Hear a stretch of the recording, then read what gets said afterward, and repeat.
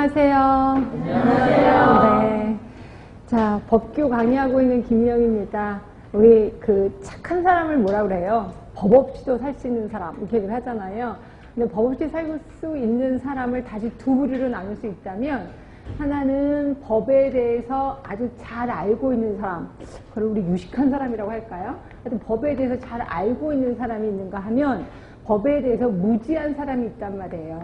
근데 법에 대해서 잘 알고 있는 사람은 어떤 게 범법행위고 어떤 게 합법화된 행위인지를 알아. 그러다 보니까 그러니까 범법행위를 안 하게 되는 거죠. 그러니까 영원히 착하게 살 수가 있어요.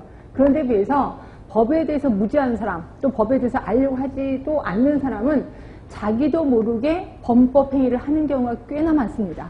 예, 그래서 나는 그냥 남을 도와주는 입장에서 했는데요. 근데 그게 나중에 범법행위로 가게 된다는 거죠. 그래서 대부분 보면 우리가 나중에 이제 간호사가 되잖아요.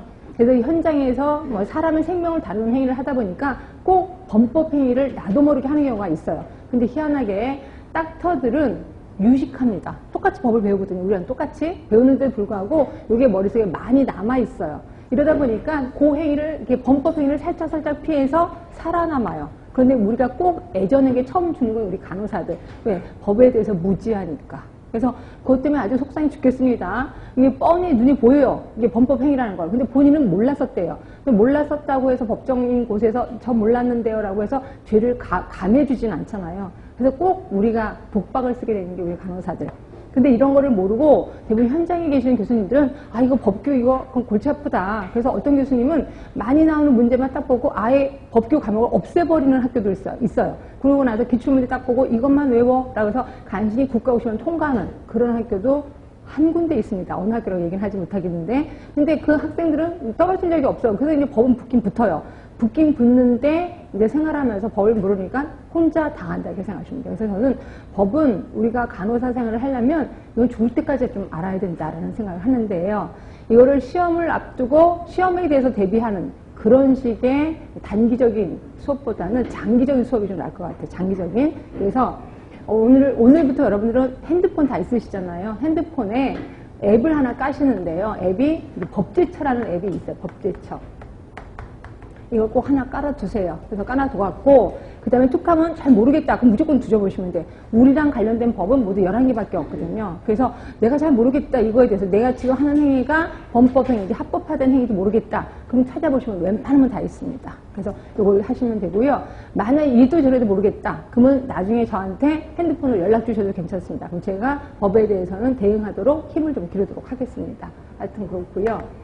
자, 우리 법을 공부하기 전에 기본적인 게 이제 몇 개 좀 알아야 될 사항이 있어서 그 중에 하나가 모든 법은요, 3개가 한 세트로 되어 있는 건 아실 거예요. 그래서 법이 있고요.